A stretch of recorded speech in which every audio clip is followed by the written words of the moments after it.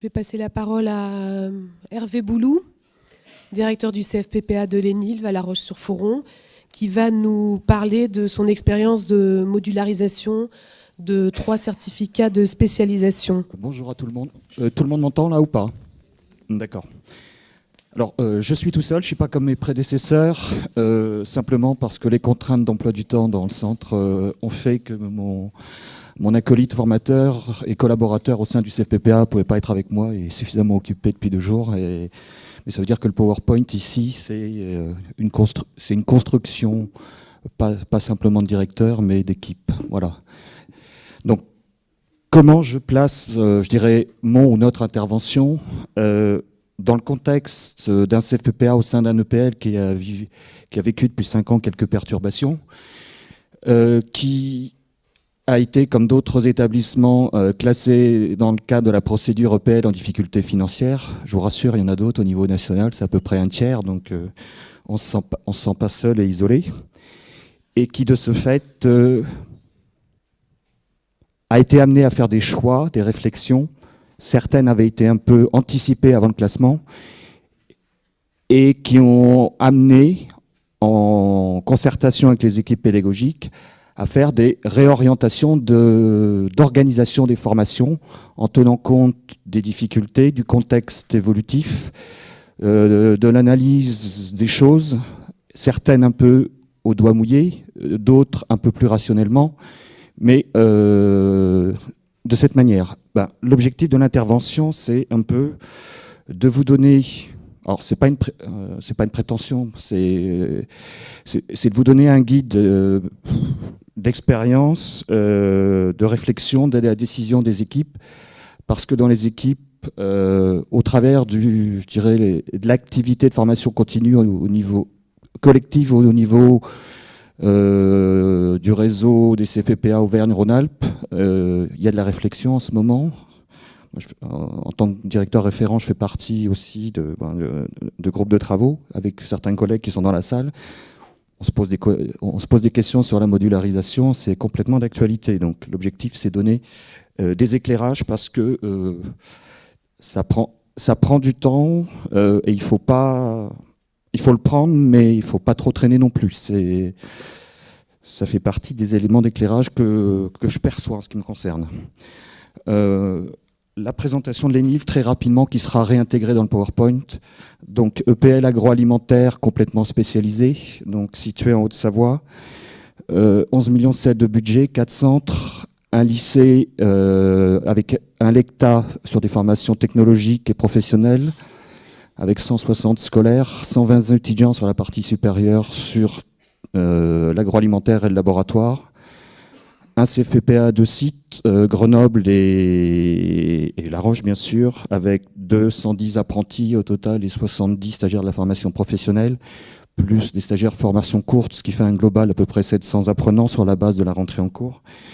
Un chantier d'insertion spécialisé agroalimentaire, 23 postes, 17 ETP, 450 000 € de budget. Et des ateliers pédagogiques au travers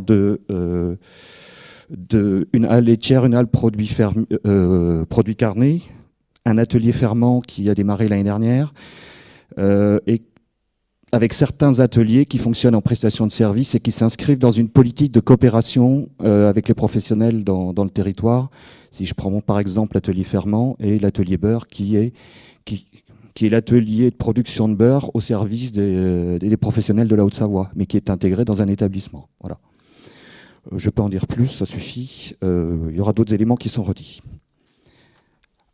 Alors, l'intervention, comment je l'ai conçue? Donc, la genèse rapide de la modularisation, comment on l'a réfléchi. Les grands principes, pour les rappeler, c'est pas de faire un cours aujourd'hui. Illustration avec 2 exemples de formation en UC. 2, pourquoi? Parce qu'ils ont été un peu tordus différemment, parce qu'on partait d'un point de départ qui était différent. Les impacts en termes de mixage et en termes analyse en termes de résultats économiques avant-après. Une illustration sur la base du NUCAR avec une coopération fructueuse entre 2 centres, avec des collègues qui sont dans la salle.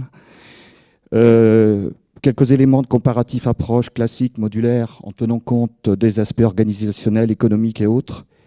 Et un quatrième exemple, dans une démarche de CQP, parce que l'ENILV, au travers de ses centres, travaille sur des réseaux à géométrie variable, tant réseau CFPPA, Rhône-Alpes-Auvergne, réseau des ENIL au niveau national, réseau F2A, etc. Donc comme c'est à géométrie variable, il y a des projets qui sont développés dans certains périmètres, pas dans d'autres.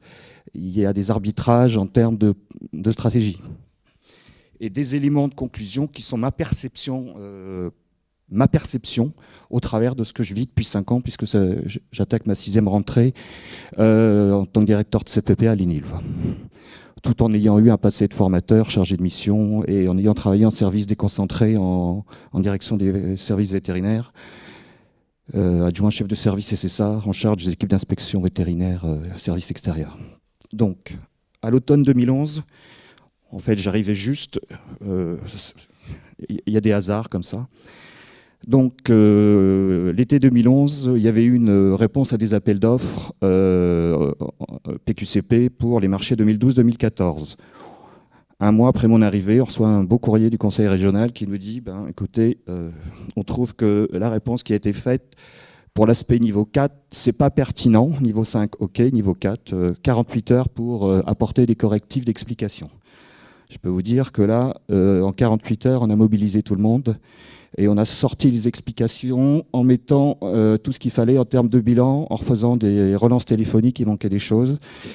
Et derrière, on a répondu. Il est mal mis, mais c'est pas grave.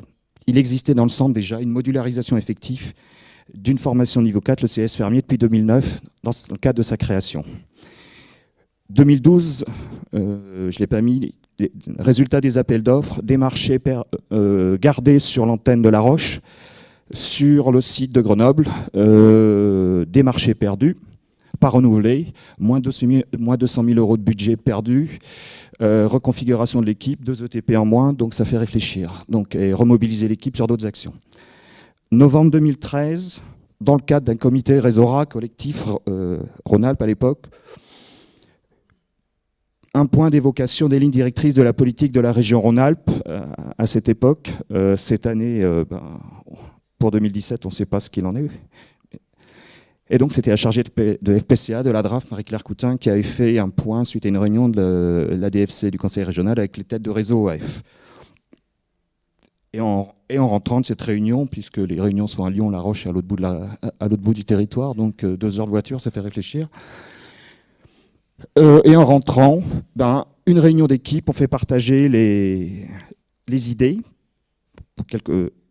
L'objectif, c'était de sensibiliser, faire une analyse collective. On a débriefé, on a enclenché la réflexion et on s'est dit on se retrouve dans un mois en donnant à chacun des axes de réflexion, des points. Moins d'un mois plus tard, on s'est revus. On a fait le tour de table avec les équipes et tout le monde a dit on y va, avec les arguments. Donc, on a commencé en janvier, on a fini en mai. En plus de l'activité de face à face, il y a eu un travail de modularisation des formations. Dans un contexte qui est arrivé, mais qui est venu quelques mois après, classement de l'EPL dans la catégorie EPL en difficulté financière. Donc il y a la concomitance, mais ça a permis d'accélérer. Pour comprendre l'historique, sur l'ENILV, jusqu'en 2014, jusqu'en juin 2014, les formations qui sont visées par la modularisation étaient organisées de la façon suivante. Des CS de niveau 4 indépendants qui mixaient des apprentis et demandeurs d'emploi, apprentis 560 heures de formation, demandeurs d'emploi 800. J'ai arrondi les chiffres, c'est plus facile à retenir. C'est 787, machin, voilà. 3 dispositifs indépendants, le CS Fermier qui était modularisé. Et une plateforme KPAIA qui était sous cette forme de groupes première année apprentis mixés avec des continus jusqu'en décembre. Et à partir de décembre, les continus basculaient avec les deuxièmes années, adaptation du parcours. Ici, vous êtes sur le demixage complet de la plateforme. Quand je suis arrivé, apprenti, parcours en 1 an, demandeur d'emploi, apprenti deuxième année, tout était mixé en un seul groupe, en respectant 3 sous-options, 4, Optive, ouvrier polyvalent du travail industriel des viandes, la même chose en salaison, l'aspect et conduite de machine. Tout ça contraint dans un seul système j'ai pas peur de dire une usine à gaz. Je l'illustre. C'est des extraits de chiffres qui sont dans des rapports qui sont du conseil d'administration, donc c'est public. Donc vous voyez des flux faibles sur la plateforme CAPA, peu d'apprentis, heureusement qu'il y a des publics régions, et on arrive au bon an mal an à moins de 30 apprenants sur une plateforme complexe à gérer, où c'était pas facile de trouver un coordonnateur qui veuille gérer ça, puisque tout le monde se refilait la patate chaude. Je donne des aspects contexte. Voilà. Faut être réaliste hein, aussi, hein, c'est pour ça que je donne des éléments.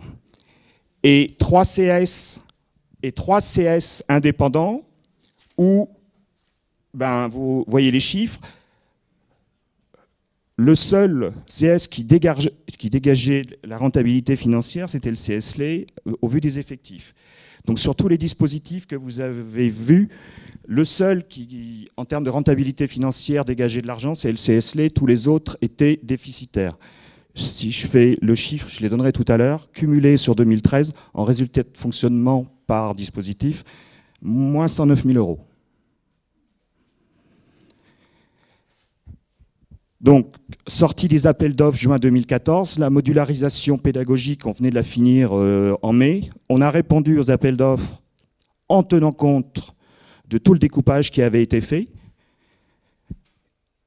en mixant des publics, en faisant un découpage pédagogique qui permettait de mixer des publics de niveau 4 et niveau 5 dans une structuration en filière. Filière viande, filière laitière, filière produits fermiers. Donc on a répondu de cette manière.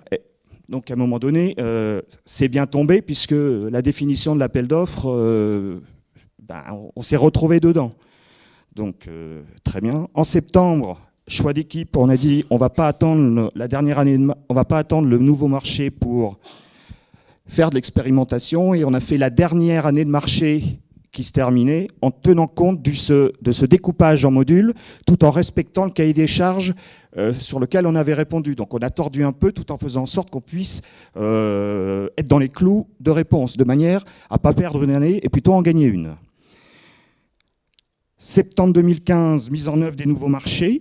Donc on a eu la réponse positive au printemps, on a redémarré comme ça. Et en août 2015, de manière concomitante, il y a eu un appel d'offres régional FAFCA où il fallait répondre.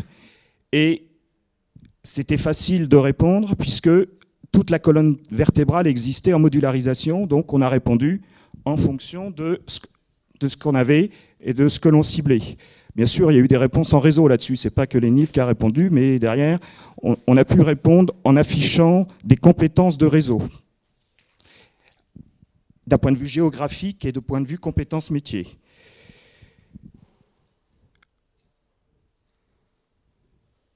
Et donc, comme je disais, en parallèle, plan de redressement au sein de l'EPL, suite au classement en EPL en difficulté financière. Donc tout ça, c'est en parallèle. Donc après avoir dit ça, les objectifs.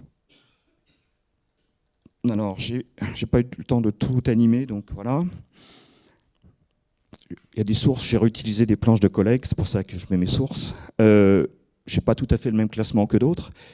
Dans notre cas, c'est forcément le positionnement économique qui a fait qu'on avance plus vite, en intégrant les avis d'équipe. Et bien sûr, tout le reste va avec. Les professionnels, on avait contacté les professionnels. Les prescripteurs, on sentait des choses venir. Des bénéficiaires, on a des demandes isolées qui viennent. Et en parallèle, on avait créé certains modules tout nouveaux, tout en respectant les référentiels, en impliquant les professionnels dans la construction et la validation.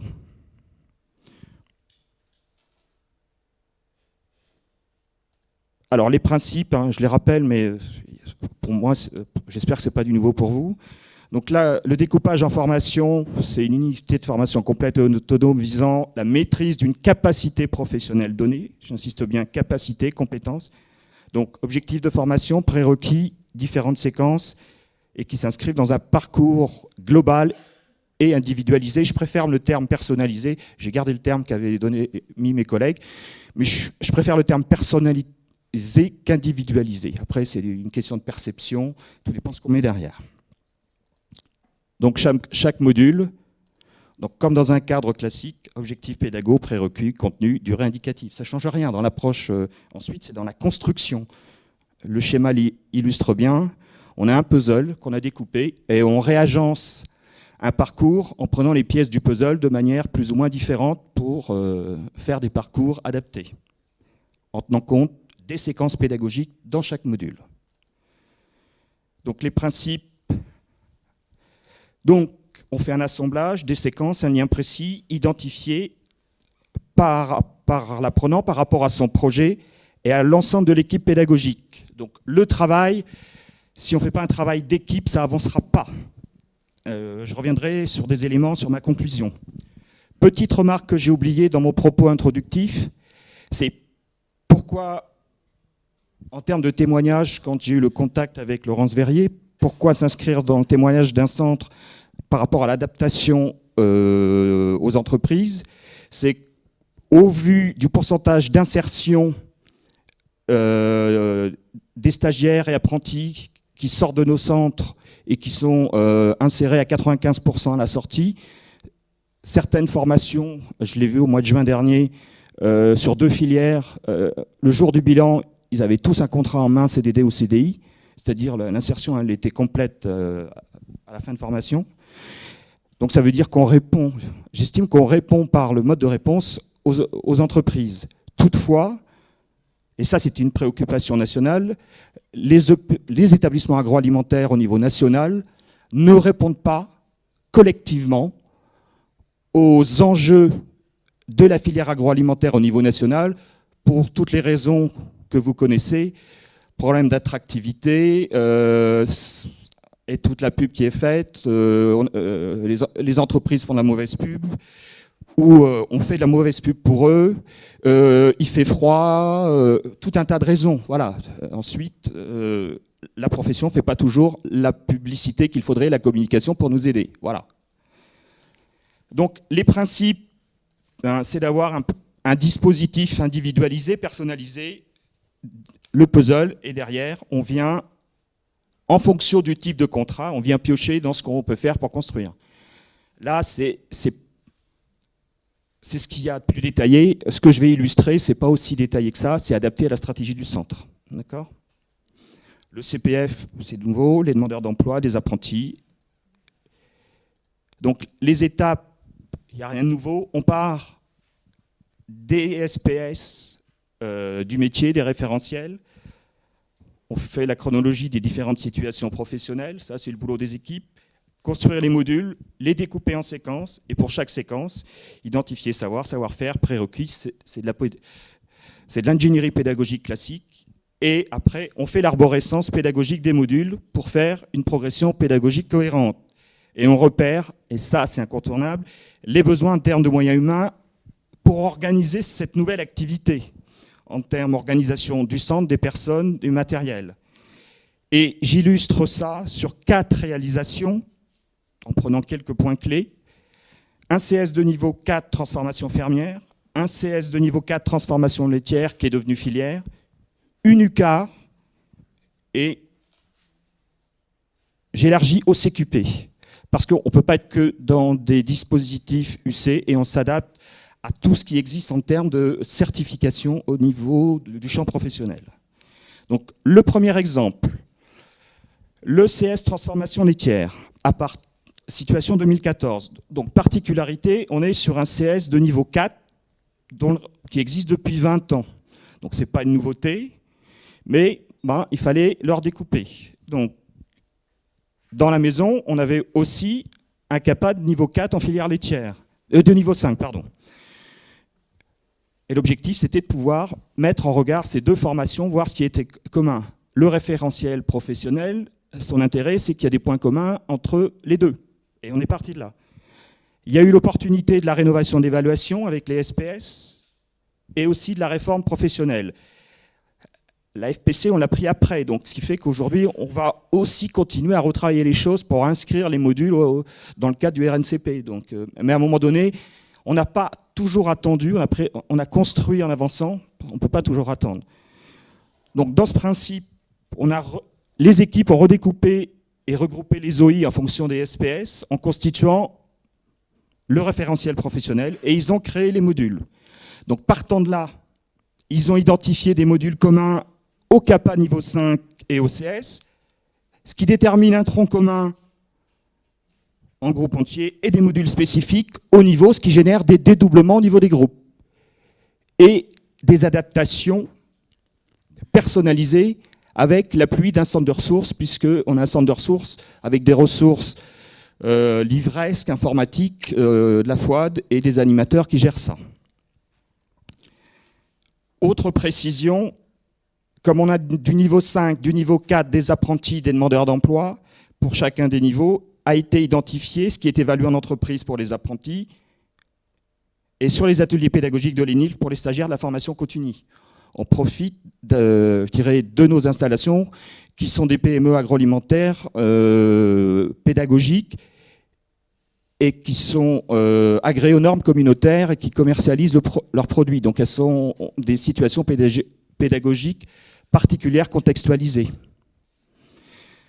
J'ai fait une illustration, je ne vous ai pas mis tout le PowerPoint de l'équipe du formateur. Donc, par exemple, ici, en termes de découpage, par rapport à une SPS, réalisation d'une transformation fromagère, ils ont découpé des OI, regardé ce qui peut être évalué en dossier, en évaluation pratique, en études documentaires, et derrière, c'est en contrôle continu, ponctuel, et tout ça passé à la moulinette des jurys UC.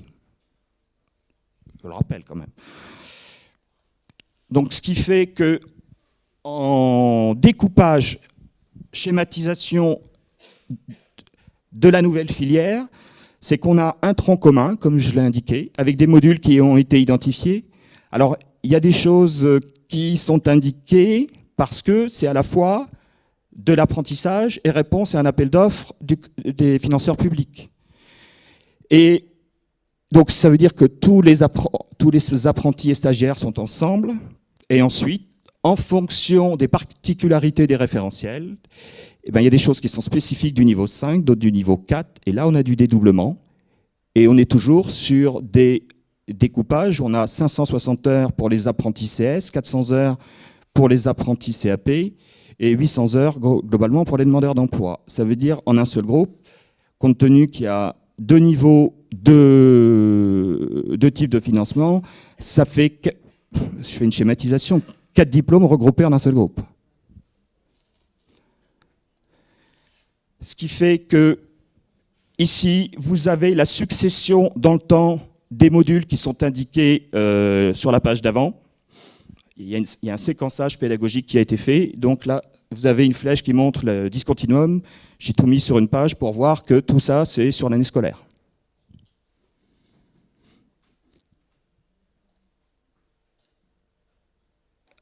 Alors, je vais revenir. Il va de soi que le découpage a été fait en modules, certains de 3 semaines, et à l'intérieur de modules de 3 semaines, on peut redécouper en 1 semaine, ce qui permet de rentrer des stagiaires, des salariés, avec des financements Vivea, FAFCA, confère à la planche que je vous ai montré, appel d'offres et autres. CPF, puisque via Pôle emploi, on peut rentrer des demandeurs d'emploi avec des financements CPF. Le deuxième exemple, le CS de niveau 4, produits fermiers qui était déjà modularisé, il n'y a pas de niveau 5 associé au niveau national, donc on fait en fonction de ce qu'on a. Sa particularité, c'est que, comme c'était un diplôme plus récent, quand ils l'ont construit et mis en place dans le centre en 2008-2009, on a d'abord répondu à un appel d'offres et ils ont proposé une organisation modulaire en fonction des exigences de l'époque, 2008. Quand on a retravaillé les choses, quand l'équipe a retravaillé les choses, il a fallu tordre un peu le travail qui avait été fait pour répondre au SPS et tout le travail de rénovation de l'évaluation et répondre aux appels d'offres avec des cahiers des charges évolutifs. Donc ils ont tordu 2 choses différentes pour que ça puisse rentrer. Il y a un prédécoupage existant et on veut faire évoluer en fonction de la réponse aux appels d'offres. Même chose, il y a des apprentis, des demandeurs d'emploi. On identifie ce qui est évalué en entreprise et ce qui est évalué sur les ateliers pédagogiques de l'ENILF pour les autres, de manière à répondre à l'évaluation.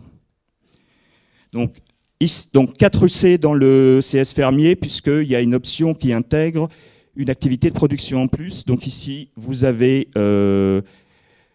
une outil qui est fait sur un alpage, puisqu'il y a une partie production. Donc sur cet outil, qui est découpé sur un module de 70 heures, ben, c'est fait sur un alpage, qui est l'alpage école de l'EPL de Contamine, qui est situé à Morzine-Sorosex. Donc c'est une situation pédagogique particulière en intégrant les outils du territoire.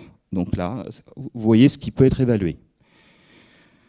Donc, le découpage pédagogique, une seule formation, il y a des modules communs pour tout le monde et il y a une personnalisation apportée avec des modules avec des compétences, en identifiant au niveau régional les centres qui ont des compétences que nous, on n'a pas, et où les stagiaires sont intéressés. Apiculture à la Côte Saint-André, au Pradel, production laitière, fromagère et transfo fromagère, le Valentin, la Motte, compétences sur le développement durable, maraîchage, Contamine, production laitière, etc. Donc, ce qui fait que ceux qui sont en bleu, c'est des modules qui ne se font pas dans l'établissement, mais qui se font en utilisant le maillage des compétences régionales. Un impact sur le CS fermier. Ici, vous avez l'évolution des effectifs, sachant que la modularisation en termes d'effectivité, elle rentre à partir de la nouvelle modularisation rentre à partir de la rentrée 2014. Donc vous voyez le chiffre qui augmente, vous avez une traduction de l'impact. J'en aurai d'autres juste après. Les 3 CAP qui ont été découpés en filières, donc vous avez une schématisation des effectifs, puisqu'on est obligé de tenir compte de capacité d'accueil des places en contrat de pro, apprentissage CIF, et on voit la ventilation des places Pôle emploi. Donc la filière viande qui intègre du niveau 4 et du niveau 5, 2 options de CAP, et avec des financements différents. En CS lait, filière lait, CAP et CS, et le CS produits fermiers de niveau 4. Vous avez les effectifs totaux de groupe en bas. OK. Donc rentrée 2014, rentrée 2016, non, rentrée 2015, c'était la planche d'avant, rentrée 2016, pardon. Donc, l'activité du recrutement sur les 3 filières à cette rentrée, 16 apprenants de plus. Là, on arrive aux limites parce que quand vous avez là pas loin de 30 apprenants, ça commence à être critique. Mais on ne va pas s'en plaindre. L'approche économique, je réouvrirai un fichier Excel. Ici, sur les 3 filières, vous avez le résultat économique sur l'année 2015, la filière CS fermier, la filière lait, CS plus CAP, filière viande, CS plus CAP, le résultat de fonctionnement en bas. Alors ici, vous avez le mode de calcul que j'ai réintégré. C'est un tableau de calcul dit rustique qui permet de piloter d'un point de vue budgétaire assez rapidement les choses, qui intègre les différentes filières, le nombre d'heures. Il y a tout un tas de choses intermédiaires, des outils de calcul qui sont masqués. On tient compte des financements apprentissage, du contrat de pro, des places régions divers, des éléments liés à la taxe, et on a des partenariats avec des universités, 3 universités, donc ça rentre en prestation de services. Et au-dessus, les charges de fonctionnement, sur la base d'un taux horaire fixe, c'est un taux moyen, c'est une approche calcul rapide, donc c'est un coût de 131 l'heure groupe en 2015. Je reviendrai dessus. Et on fait ces calculs rapides. Alors, c'est une approche, elle est perfectible. On est en train de l'améliorer, mais au moins, c'est une base de départ.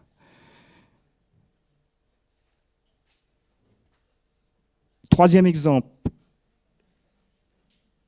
Unucar, la demande, c'était un secteur professionnel des salariés qui avait des besoins, un CFPPA à 3/4 d'heure de chez nous qui avait des besoins. Et de fait, en termes de construction, eh ben, c'est mal placé. On a croisé les exigences de 3 référentiels, un travail de construction d'ingénierie pédagogique et de communication avec les 2 équipes des 2 centres, donc la BINT et l'ENILV.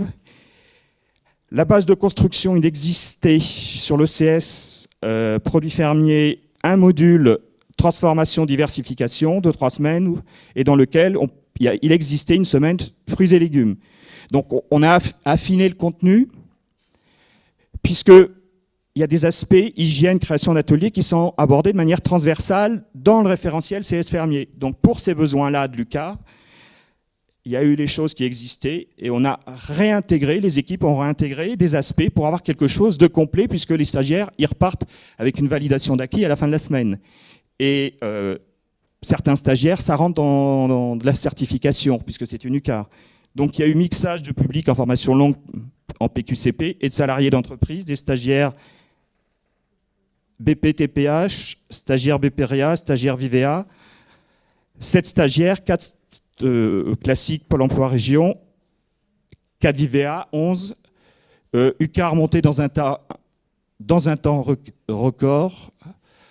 Je regarde mon collègue Hervé qui est en haut là-bas.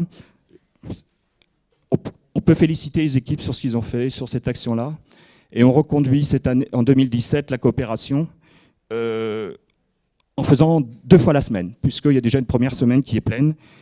Et sur cette première action, en comptant tous les coûts en 2015, c'était rentable, il y avait un bénéfice et on l'a partagé entre les 2 centres, puisque c'était co-construit. Vous avez le programme, de toute façon vous aurez le PowerPoint, vous verrez, c'est pour une illustration, je ne le développe pas.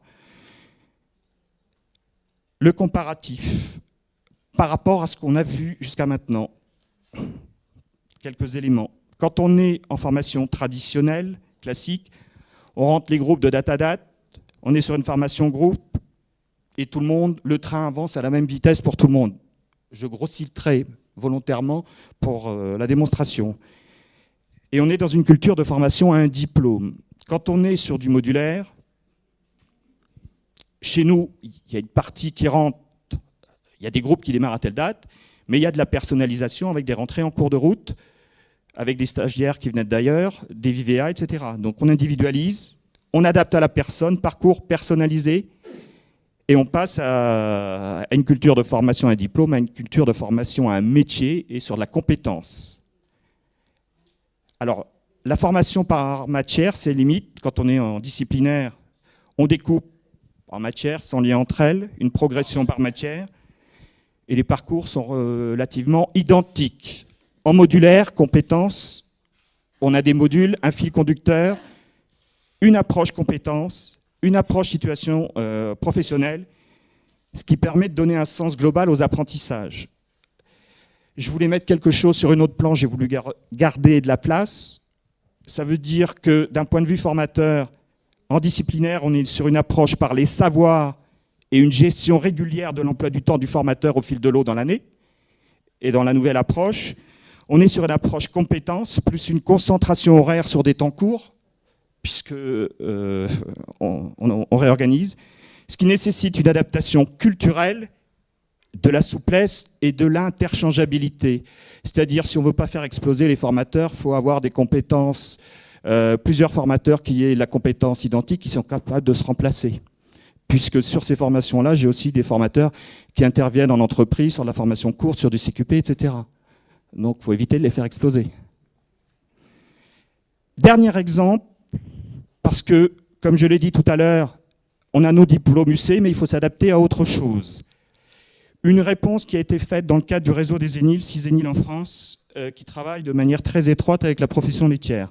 ATLA, regroupement des 2 entités coopératives FNCL et FNIL, Fédération des industries laitières, et qui est organe unique de travail et de réflexion avec la profession, et qui gère les affaires sociales. Le contexte des CQP de la transfo laitière qui étaient inscrits au RNCP. Donc, possibilité de les certifier par bloc avec des compétences indépendantes et valables 5 ans. Donc se rapprocher un peu de l'approche UC. Et l'objectif, c'est de faire que la formation vise une certification de bloc, sera éligible à un financement CPF. Donc ils se sont adaptés.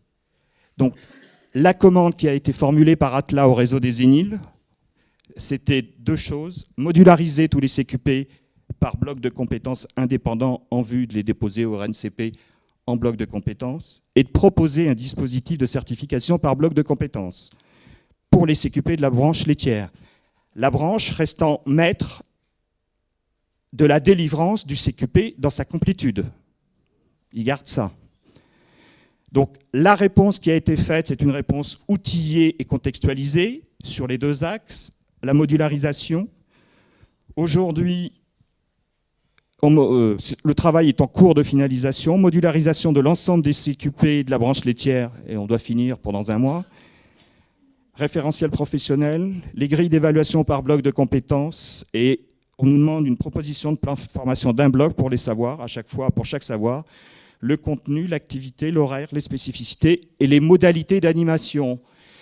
FOAD, présentiel, stage catalogue et stage sur les ateliers des ENIL. En même temps, obligation de répondre à une commande sur la certification.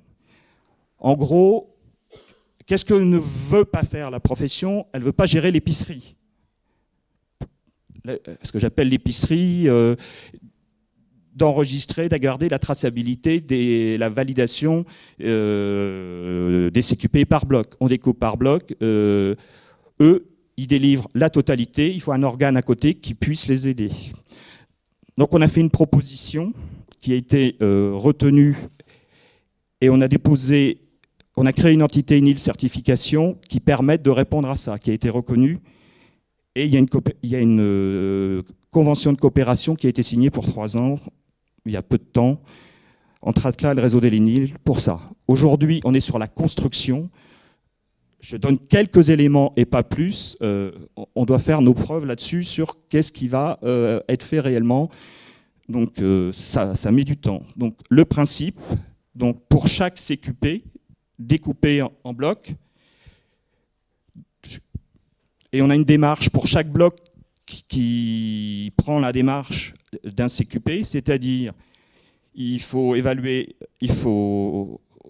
former et évaluer des savoirs, des savoir-faire pour donner la compétence du bloc. Donc il y a un positionnement, une formation, une évaluation. Donc les CQP qui sont travaillés, à la fin de l'année, on aura fait tout le boulot suivant. Donc en équipe nationale, il y a 7 ou 8 CQP qui vont être totalement modularisés.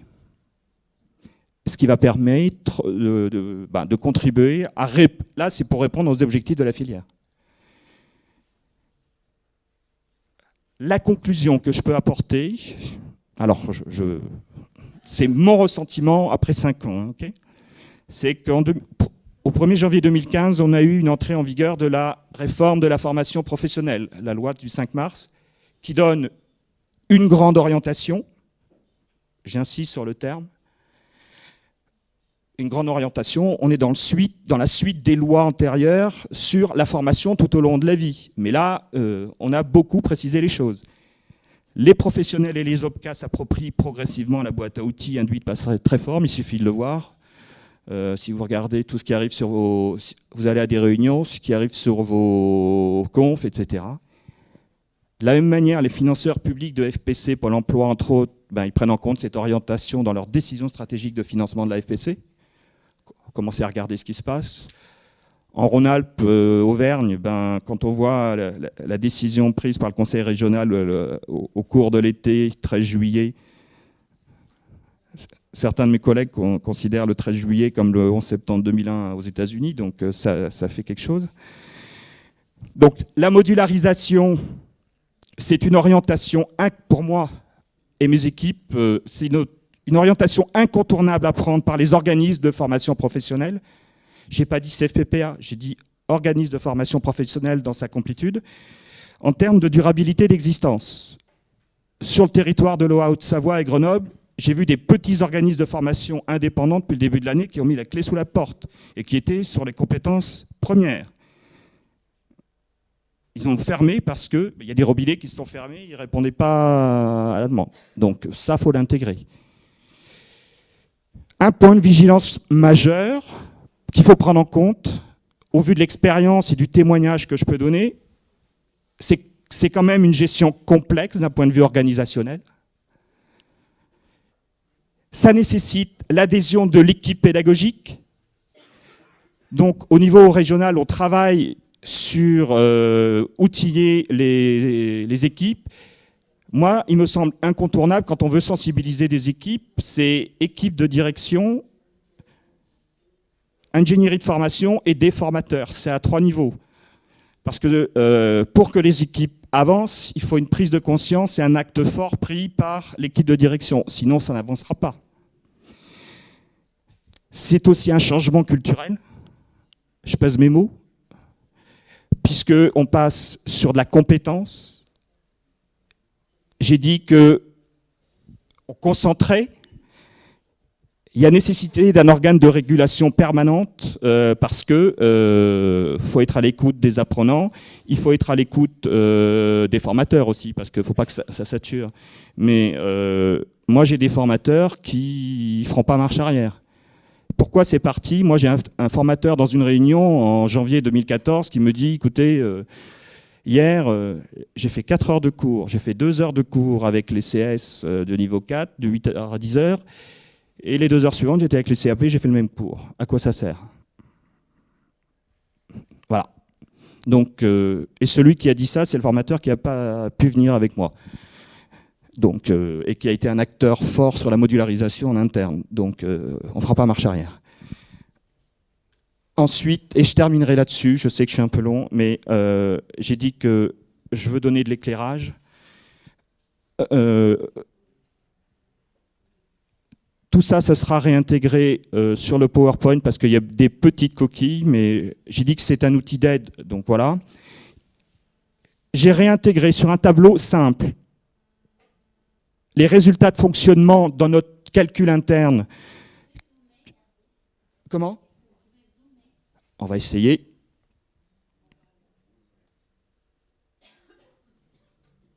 C'est mieux? Donc, le résultat de fonctionnement de la plateforme CAPA, chaque CS, qui sont devenus filières à partir de 2014, septembre, donc 2014 est une année hybride, le CS fermier. Pour être correct, j'ai rajouté des éléments liés à la fongibilité. C'est quoi la fongibilité? Donc, on est UFA de 2 CFA régionaux, CFA de branche l'IFRIA et CFA régional de Dardilly. Et pour tout ce qui tourne l'apprentissage du secteur alimentaire, il y a un soutien d'Opcalim, l'OPCAT branche, au CFA qui s'engage en termes d'objectifs et d'actions pour promouvoir l'agroalimentaire et pour augmenter les effectifs. En compensation pour répondre à ces actions, l'OPCAT branche met des financements. Donc, sur les NIL va partir de 2015. Donc, j'ai mis ici 40 000. C'est le chiffre qui était affecté aux 3 filières. Simplement, sur la partie apprentissage, c'est un prorata de l'enveloppe globale qui a été utilisée. Donc, 2012, je n'ai pas de chiffre analytique précis. Et 2013, 2014, 2015, on est sur une méthode réplicable, homogène. Donc, on passe d'un résultat cumulé sur les dispositifs en 2013 qui était à moins 109 000, moins 110 pour arrondir, en 2014 à plus 31 200, en 2015 plus 105 000. Si je veux être objectif, j'enlève une partie de la fongibilité. Pourquoi? Parce que c'est quelque chose qui est venu en plus, mais entre 2014 et 2015, on a eu une réforme de la taxe d'apprentissage. Donc, il y a une partie de taxe qui a disparu, qui existait jusqu'en 2014 dans les financements, et qui n'était plus en 2015. Donc, ça vient remplacer qu'une partie. Donc, le raisonnement n'est pas totalement faux. Il faudrait que j'en enlève, un tiers ou... Mais globalement, on passe en 2 ans, suivant notre mode de calcul perfectible, d'une rentabilité négative à moins 109 000 à plus 65 ou plus 80 000 sur un ensemble de dispositifs qui étaient en capacité d'être modularisés. Et aujourd'hui, la seule chose que j'ai perdue en termes de formation, c'est des jeunes qui venaient sur la plateforme CAPAS sur une sous-option conduite de machine OPMA.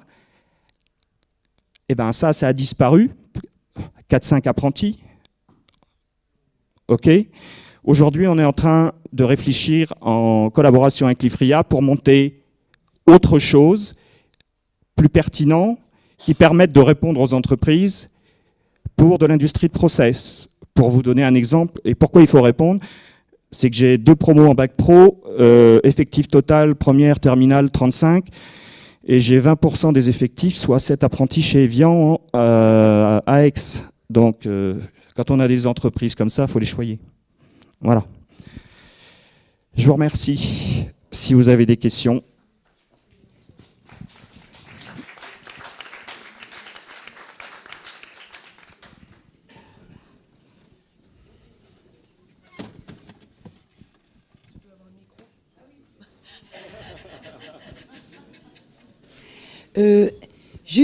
Si après je te passe. Moi j'ai une question. Comment se fait la rencontre en fait entre votre organisation pédagogique en module et la nécessaire certification maintenant de l'ensemble des modules? Est-ce que les petits grains, c'est-à-dire la semaine, on est dans le cadre du plan de formation et du coup ça passe? Enfin voilà. Pour être très honnête, pour répondre à l'éligibilité, à la CPI-fiabilité des modules, il faut qu'on retravaille un peu la chose puisqu'on a travaillé un peu en amont. Mais voilà, on a fait un choix en 2014 d'avancer, on voyait les choses arriver, mais on a fait un choix de ne pas vouloir attendre. Ensuite, on est en train de sortir de la procédure européenne en difficulté. Je pense que ça nous a donné raison aussi, et le recrutement augmente. Mais on ne s'assoit pas sur nos lauriers, surtout pas dans une filière aussi fragile. Et les 3 centres, les 4 centres, j'enlève le chantier d'insertion qui doit être équilibré par principe. Les 3 autres centres sont revenus positifs à partir de 2015, le CFPPA y compris après 4 années de difficultés financières. Moins 350 000 € perdus sur 4 années, donc 350 000 € de dégradation du fonds de roulement.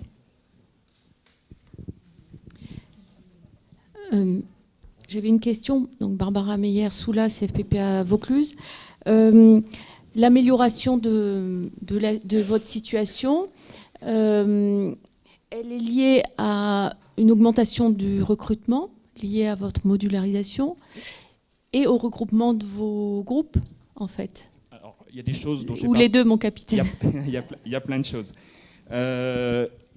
Un travail fort en réseau avec les prescripteurs, les maîtres d'apprentissage. Je suis l'animateur, je suis initiateur d'un réseau sur les 2 Savoies, la Savoie. Réseau, même si c'est pas fondé juridiquement, c'est pas formé, mais ça a amené quelque chose. Réseau emploi formation industrie alimentaire Savoie-Mont-Blanc. L'objectif, c'est de mettre autour de la table les entreprises, leurs représentants et tous les acteurs de l'emploi formation, que ce soit Pôle emploi, mission locale, OPCA, direction du travail et autres. Donc il y a des choses qui ont été faites, il y a des forums qui ont été montés pour la profession. Ça, c'est la première chose.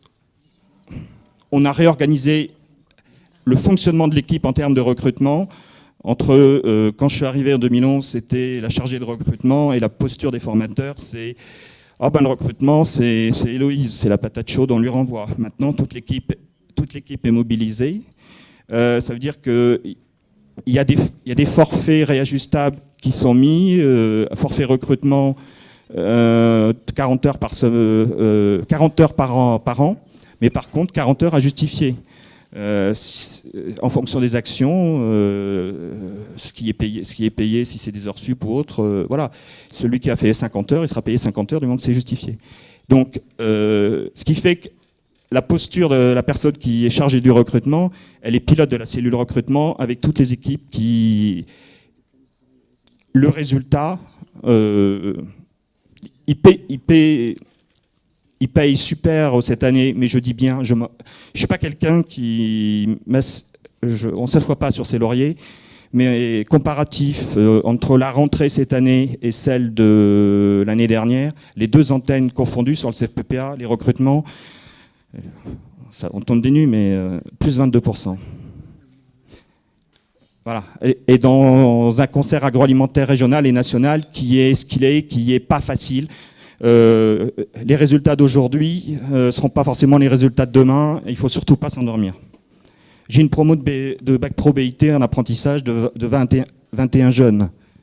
alors que pendant 4-5 ans, on n'arrivait pas à rentrer, pas plus de 12, donc allez voir. Donc voilà, il y a du boulot, mais derrière, rien n'est gagné d'avance.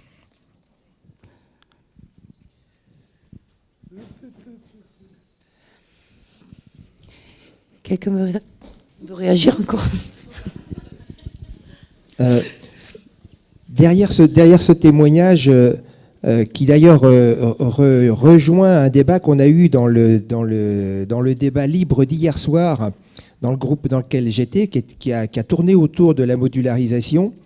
En fait, c'est peut-être plus une remarque qu'une question directe, mais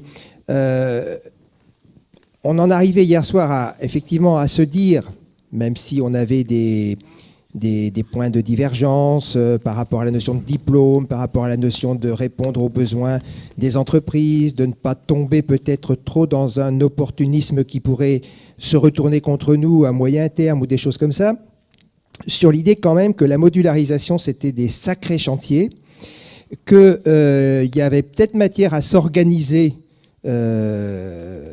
nationalement sur cette thématique-là. En fait, on voit qu'il y a des exemples. Le vôtre en est un. Il y en a d'autres qui ont tenté des modularisations. Est-ce qu'on ne pourrait pas rentrer dans une démarche un petit peu de capitalisation de ces expériences, de clarification un petit peu quand même aussi d'un certain nombre de choses à la base et de méthodologie?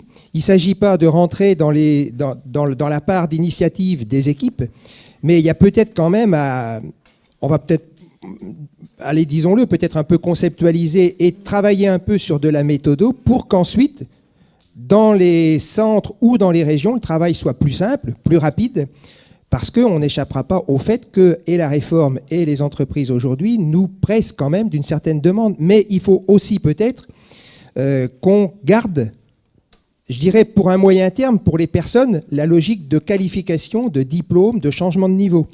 Donc voilà, la question, elle est un petit peu générale, la remarque, elle est générale. Quid d'un travail de capitalisation de toutes ces expériences au service de la communauté des CFPPA de France et de Navarre? Pour répondre un peu, c'est le travail qui est actuellement initié en Auvergne-Rhône-Alpes sur un plan d'ingénierie de formation et de développement ambitieux. Mon collègue Hervé qui est en haut, je ne sais pas s'il pense la même chose, mais je trouve qu'on a mis du lourd dans ce qu'on a mis 5 axes, et il y a un axe qui est modularisation. Et on avait une conf téléphonique mercredi, et effectivement, on regardait quels étaient les niveaux de priorité à mettre en œuvre entre les différents chantiers, compte tenu de la politique ou du conseil régional, où on n'a pas tous les éléments en termes d'axe 2017. Mais oui, c'est impératif de capitaliser. Vous avez vu mon propos sur la conclusion, je pèse mes mots, moi j'estime... Et la chance que l'on a, c'est qu'on ait des organismes de formation, des CFPPA intégrés dans des EPL.